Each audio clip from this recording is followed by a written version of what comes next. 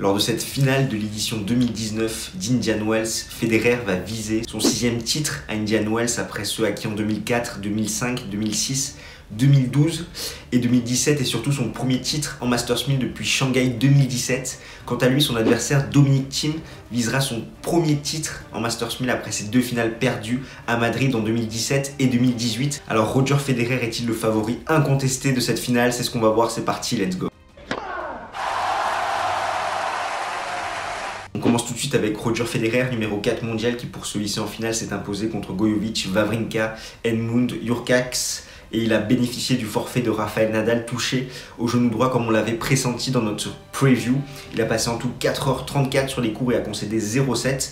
Clairement, le Suisse est dans sa lignée du niveau qu'il a montré à Dubaï, notamment sur ses 2 derniers matchs contre Coric et Tsitsipas. Il est en forme, c'est le début de saison, on sent très agressif, il prend la balle très tôt en demi-volée. Il a seulement eu une défaite, c'était contre Tsitsipas à l'Open d'Australie, sinon il a 12 victoires. Il vient d'acquérir son 100e titre en carrière, là il peut viser son 101e titre.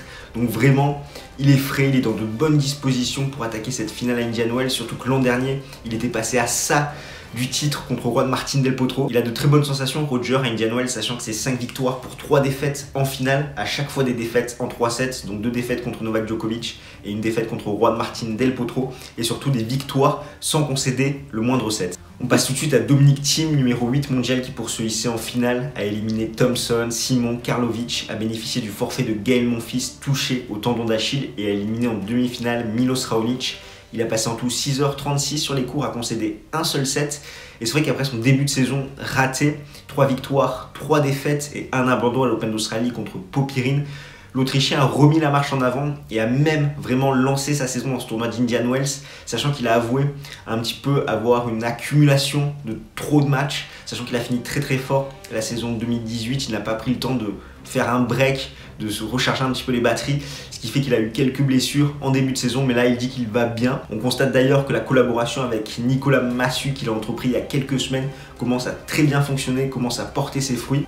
Et c'est vrai que la surface d'Indian Wells convient parfaitement au jeu de Dominic Thiem, comme on va y revenir plus tard.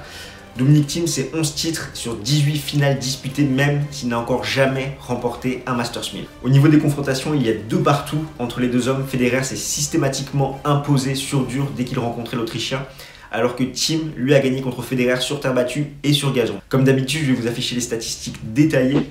Donc on constate que les 2 hommes ont été impressionnants au service, notamment l'Autrichien qui a pu compter sur son service très tiqué qui fait très mal sur cette surface. Avant de passer aux clés tactiques, je vais redire 2 mots sur cette surface, donc la surface d'Indian Wells, ce dur qui ressemble énormément à de la terre battue, un dur très lent qui prend énormément les effets où la balle gicle, ce qui fait que ça favorise le jeu de Dominic Thiem. Au niveau des clés tactiques, les 2 joueurs vont devoir passer un maximum de premières balles pour être le plus serein possible sur leur engagement. Federer va devoir se montrer très agressif, faire le point en 2-3 coups de raquette, ne pas hésiter à faire service volé et surtout exploiter le fait que Dominic Thiem se mette très loin de sa ligne pour retourner.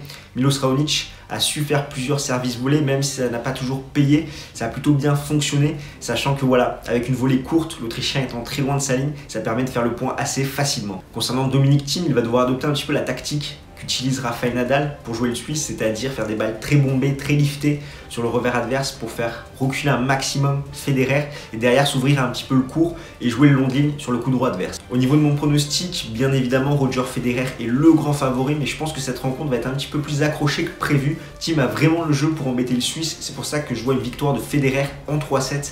Quelque chose comme 6-3, 4-6, 6-2, avec au bout le 101e titre du Suisse. Donc voilà ce qu'on pouvait dire pour cette preview. N'hésite pas dans les commentaires à nous donner ton avis. Toi, qu'est-ce que tu en penses? À lâcher un petit pouce bleu si tu as aimé la vidéo, à t'abonner à notre chaîne pour ne plus rien manquer de l'actualité tennis. Et nous, on se retrouve très vite. D'ici là, porte-toi bien. Ciao, ciao tout le monde.